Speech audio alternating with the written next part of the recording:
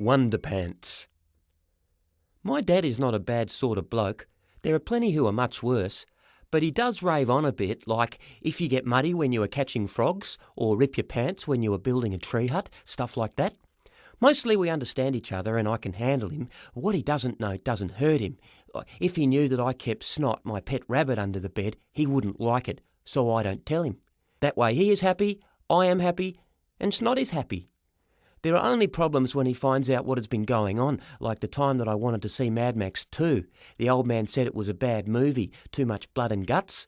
"It's too violent," he said. "But Dad, it's not fair. All the other kids are going. I'll be the only one in school who hasn't seen it." I went on and on like this. I kept nagging. In the end he gave in. He wasn't a bad old boy. He usually let me have what I wanted after a while, and it was easy to get round him.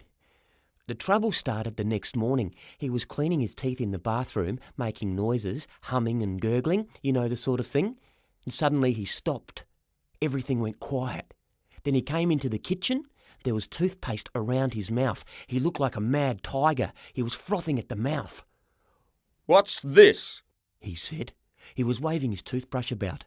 "What's this on my toothbrush?" Little grey hairs were sticking out of it. "How did these hairs get on my toothbrush?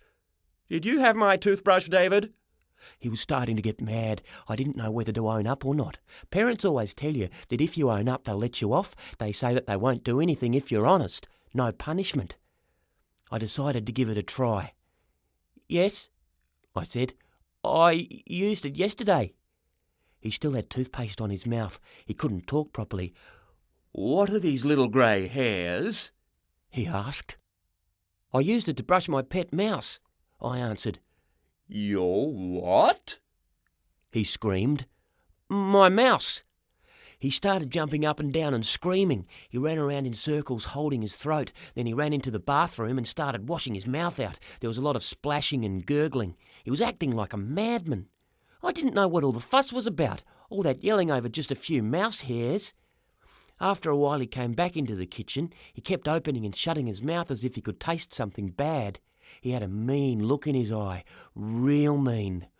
"What are you thinking of?" he yelled at the top of his voice. "Are you crazy or something? Are you trying to kill me? Don't you know that mice carry germs? They're filthy things. I'll probably die of some terrible disease." He went on and on like this for ages. Then he said, "And don't think that you're going to see Mad Max 2. You can sit at home and think how stupid it is to brush a mouse with someone else's toothbrush." I went back to my room to get dressed. Dad just didn't understand about that mouse. It was a special mouse, a very special mouse indeed. It was going to make me a lot of money, $50 in fact. Every year there was a mouse race in Smith's barn. The prize was $50, and my mouse, Swift Sam, had a good chance of winning. But I had to look after him. That's why I brushed him with a toothbrush. I knew that Swift Sam could beat every other mouse except one. There was one mouse I wasn't sure about. It was called Mugger, and it was owned by Scrag Murphy, the toughest kid in town. I'd never seen his mouse, but I knew it was fast. Scrag Murphy fed it on a special diet. And this is what I was thinking about as I dressed. I went over to the cupboard to get a pair of underpants. There were none there. "Hey, Mum," I yelled out. "I am out of underpants." Mum came into the room holding something terrible, horrible. It was a pair of homemade underpants. "I made these for you, David," she laughed. "I bought the material at the op shop." There was just the right amount of material for one pair of underpants. "I'm not wearing those," I told her. "No way. Never." "What's wrong with them?" said Mum. She sounded hurt. "They're pink," I said. "And they've got little pictures of fairies on them. I couldn't wear them. Everyone would laugh. I'd be the laughing stock of the school." Underpants with fairies on them in pink, I nearly freaked out. I thought about what Scrag Murphy would say if he ever heard about them. I went red just thinking about it. Just then, Dad poked his head into the room. He still had that mean look in his eye. He was remembering the toothbrush. "What's going on now?" he asked in a black voice. "Nothing," I said. "I was just thanking Mum for making me these nice underpants." I pulled on the fairy pants and quickly covered them up with my jeans. At least no one else would know I had them on. That was one thing to be thankful for. The underpants felt strange. They made me tingle all over, and my head felt light. There was something not quite right about those underpants, and I'm not talking about the fairies.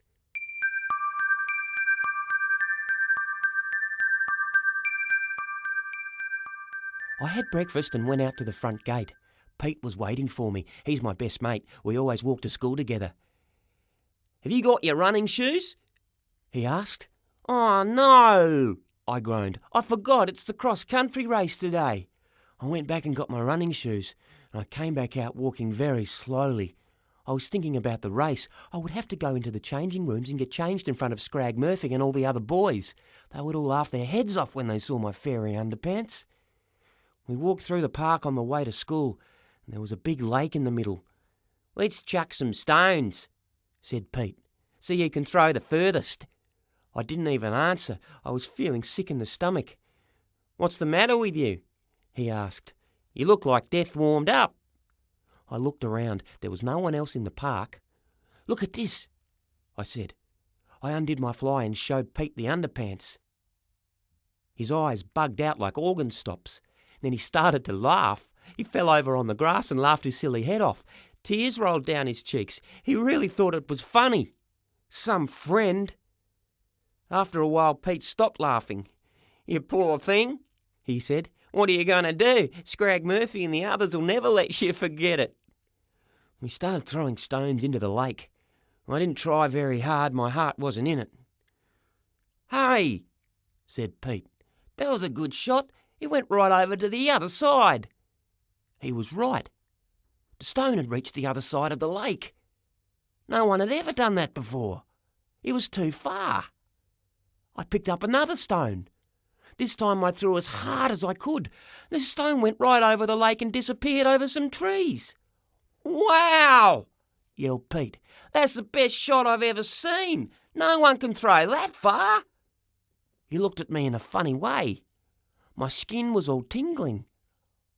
"I feel strong," I said. "I feel as if I can do anything." I went over to a park bench. It was a large concrete one. I lifted it up with one hand. I held it high over my head. I couldn't believe it. Pete just stood there with his mouth hanging open. He couldn't believe it either. I felt great. I jumped for joy. I sailed high into the air and I went up 3 metres. "What a jump!" yelled Pete. My skin was still tingling, especially under the underpants. "It's the underpants," I said. "The underpants are giving me strength." I grinned. "They're not underpants. They're Wunderpants." "Super jocks," said Pete. We both started cackling like a couple of hens. We laughed until our sides ached. I told Pete not to tell anyone about the Wunderpants. We decided to keep it a secret. Nothing much happened until the cross-country race that afternoon. All the boys went to the changing room to put on their running gear. Scrag Murphy was there.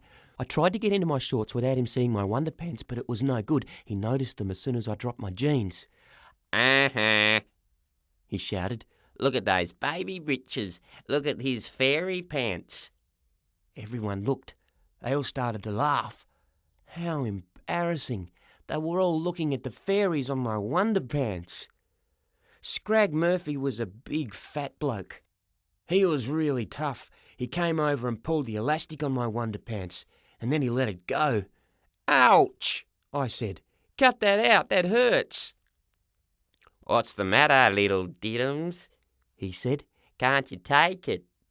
He shoved me roughly against the wall. I wasn't going to let him get away with that, so I pushed him back, just a little push.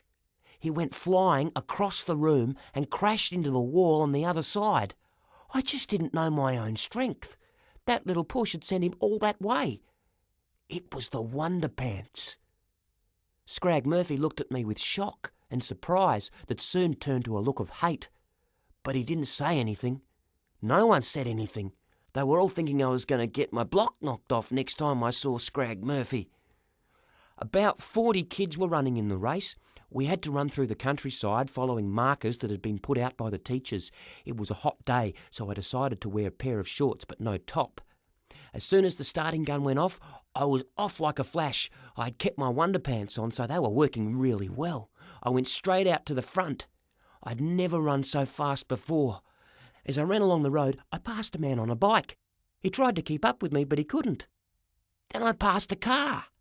This was really something. This was great. I looked behind. None of the others was in sight. I was miles ahead. The trail turned off the road and into the bush, and I was running along a narrow track in the forest. After a while, I came to a small creek. I was hot, so I decided to have a dip. After all, the others were a long way behind. I had plenty of time. I took off my shorts and running shoes, but I left the Wunderpants on. I wasn't going to part with them. I dived into the cold water. It was refreshing. I lay on my back looking at the sky. Life was good. These Wunderpants were terrific. I would never be scared of Scrag Murphy while I had them on. Then something started to happen. Something terrible. The Wunderpants started to get tight. They hurt. They were shrinking. They were shrinking smaller and smaller. The pain was awful. I had to get them off. I struggled and wriggled.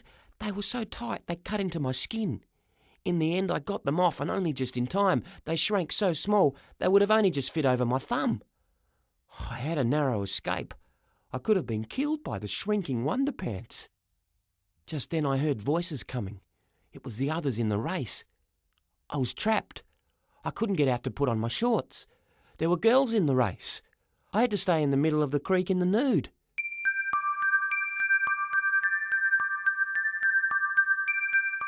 It took quite a while for the others to run by. They were all spread out along the track.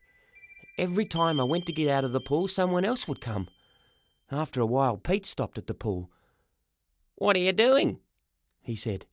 "Even super jocks won't help you win from this far back." "Keep going," I said. "I'll tell you about it later." I didn't want to tell him that I was in the nude. Some girls were with him. Pete and the girls took off along the track. A bit later, the last runner arrived. It was Scrag Murphy. He couldn't run fast. He was carrying too much weight. "Well, look at this," he said. "It's little fairy pants. And what is this we have here?" He picked up my shorts and running shoes from the bank of the creek. Then he ran off with them. "Come back," I screamed. "Bring those back here." He didn't take any notice. He just laughed and kept running. I didn't know what to do. I didn't have a stitch of clothing. I didn't even have any shoes. I was starting to feel cold. The water was freezing. I was covered in goose pimples and my teeth were chattering. In the end, I had to get out. I would have frozen to death if I'd stayed in the water any longer. I went and sat on a rock in the sun and tried to think of a way to get home without being seen. It was all right in the bush. I could always hide behind a tree if someone came. But once I reached the road, I would be in trouble. I couldn't just walk along the road in the nude. Then I had an idea. I looked at the tiny underpants. I couldn't put them on, but they still might work. I put them over my thumb and jumped. It was no good. It was just an ordinary small jump. I picked up a stone and threw it. It only went a short way. Not much of a throw at all. The pants were too small, and I was my weak old self again. I lay down on the rock in the sun. Ants started to crawl over me, and then the sun went behind a cloud. I started to get cold, but I couldn't walk home, not in the raw. I felt miserable. I looked around for something to wear, but there was nothing, just trees, bushes, and grass. I knew I would have to wait until dark. The others would have all gone home by now.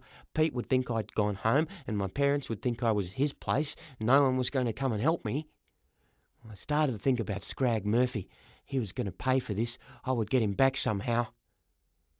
Time went slowly, but at last it started to grow dark. I made my way back along the track. I was in bare feet and I kept standing on stones. Branches reached out and scratched me in all sorts of painful places. Then I started to think about snakes. What if I stood on one? There were all sorts of noises in the dark. The moon had gone in and it was hard to see where I was going. I have to admit it, I was scared stiff. To cheer myself up, I started to think about what I was going to do to Scrag Murphy. Boy, was he going to get it. At last I came to the road. I was glad to be out of the bush. My feet were cut and bleeding and I hobbled along. And every time a car went by, I had to dive into the bushes. I couldn't let myself get caught in the headlight of the cars. I wondered what I was going to do when I reached the town. There might be people around. I broke off a branch from a bush and held it in front of my you-know-what.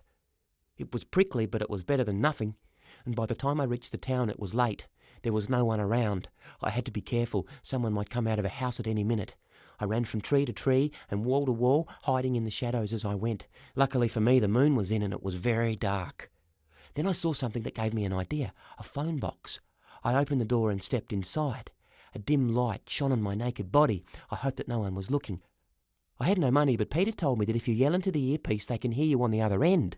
It was worth a try. I dialed our home number. Dad answered. Yes? He said. I'm in the nude, I shouted. I've lost my clothes. Help! Help! Hello? Hello? Who's there? Said Dad. I shouted at the top of my voice, but Dad just kept saying, Hello? He sounded cross. Then I heard him say to Mum, It's probably that boy up to his tricks again. He hung up the phone. I decided to make a run for it. It was the only way. I dropped my bush and started running. I went for my life. I reached our street without meeting a soul, and I thought I was safe, but I was wrong. I crashed right into someone and sent them flying. It was old Mrs. Jeeves from across the road. Sorry, I said. Gee, I'm sorry. I helped her stand up. She was a bit short-sighted, and it was dark. She hadn't noticed that I didn't have any clothes on. Then the moon came out, the blazing moon. I tried to cover my nakedness with my hands, but it was no good. Disgusting! She screeched. Disgusting! I'll tell your father about this! I ran home as fast as I could. I went in the back door and jumped into the bed. I tried to pretend that I was asleep. And downstairs I could hear Mrs. Jeeves yelling at Dad, and then the front door closed. I heard his footsteps coming up the stairs. Well, I really copped it. I was in big trouble. Dad went on and on. What are you thinking of, lad? Running around in the nude, losing all your clothes? What will the neighbours think? He went on like that for about a week. I couldn't tell him the truth. He wouldn't believe it. No one would. The only ones who knew the whole story were Pete and I. Dad grounded me for a month. I wasn't allowed out of the house except to go to school. No pictures, no swimming, nothing, and no pocket money either. It was a bad month. Very bad indeed. At school, Scrag Murphy gave me a hard time. He called me Fairy Pants. Everyone thought it was a great joke, and there was nothing I could do about it. He was just too big for me, and all his mates were tough guys. This is serious, said Pete. We have to put Scrag Murphy back in his box. They're starting to call me Friend of Fairy Pants now. We have to get even. We thought and thought, but we couldn't come up with anything. And then I remembered the mouse race in Smith's barn. We will win the mouse race, I shouted. It's in a month's time. We can use the next month to train my mouse. That's it, said Pete. The prize is $50. Scrag Murphy thinks he's going to win. It will really get up his nose if we take off the prize. I went and fetched Swift Sam. He's small, I said, but he's fast. I bet he can meet Murphy's mouse. It's called Mugger. We started to train Swift Sam. Every day after school we took him around a track in the backyard. We tied a piece of cheese on the end of a bit of string. Swift Sam chased after it as fast as he could. After 6 laps we gave him the piece of cheese to eat. At the start he could do 6 laps in 10 minutes. By the end of the month he was down to 3 minutes. Scrag Murphy, look out, said Pete with a grin. We are really going to beat the pants off you this time. The day of the big race came at last. There were about 100 kids in Smith's barn. No adults knew about it. They probably would have stopped it if they knew. It cost 50 cents to get in. That's where the prize money came from. A kid called Tiger Gleason took up the money and gave out the prize at the end. He was the organiser of the whole thing. Scrag Murphy was there, of course. It's in the bag, he swaggered. Mugger can't lose. I fed him on a special diet. He's the fittest mouse in the country. He will eat Swift Sam. Just you wait and see. I didn't say anything. I was very keen to see his mouse Mugger. Scrag Murphy had it in a box. No one had seen it yet. Right, said Tiger. Get out, you mice. I put Swift Sam down on the track. He looked very small. He started sniffing around. I hoped he would run as fast as the other mice there. He hadn't had any match practice before. Then the others put their mice on the track. Everyone except Scrag Murphy. He still had Mugger in the box. Scrag Murphy put his hand in the box and took out Mugger. He was the biggest mouse I had ever seen. He was at least 10 times as big as Swift Sam. Hey, said Pete, that's not a mouse, that's a rat.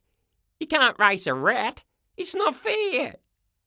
It's not a rat, said Scrag Murphy in a threatening voice. It's just a big mouse. I've been feeding it up.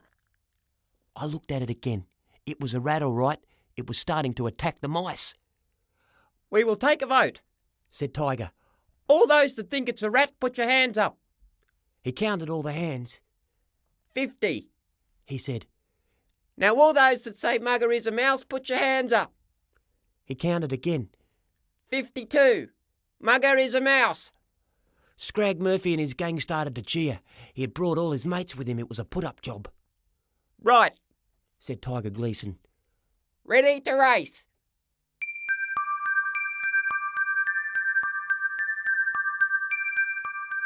There were about 10 mice in the race, or should I say 9 mice and 1 rat. 2 rats if you counted Scrag Murphy. All the owners took out their string and cheese. Go, shouted Tiger Gleason. Mugger jumped straight onto the little mouse next to him and bit him on the neck. The poor little thing fell over and lay still. Boo! Yelled some of the crowd. Swift Sam ran to the front straight away. He was going really well. Then Mugger started to catch up. It was neck and neck for 5 laps. First Mugger would get in front, then Swift Sam. Everyone in the barn went crazy. They were yelling their heads off. By the 6th lap, Mugger started to fall behind. All the other mice were not in the race. They had been lapped twice by Mugger and Swift Sam, but Mugger couldn't keep up with Swift Sam. He was about a tail behind. Suddenly something terrible happened. Mugger jumped onto Swift Sam's tail and grabbed it in his teeth. The crowd started to boo. Even Scrag Murphy's mates were booing. But Swift Sam kept going. He didn't stop for a second. He just pulled that great rat along after him. It rolled over and over behind the little mouse. Mugger held on for grim death, but he couldn't stop Swift Sam. What a mouse! Screamed the crowd as Swift Sam crossed the finishing line, still towing Mugger behind him.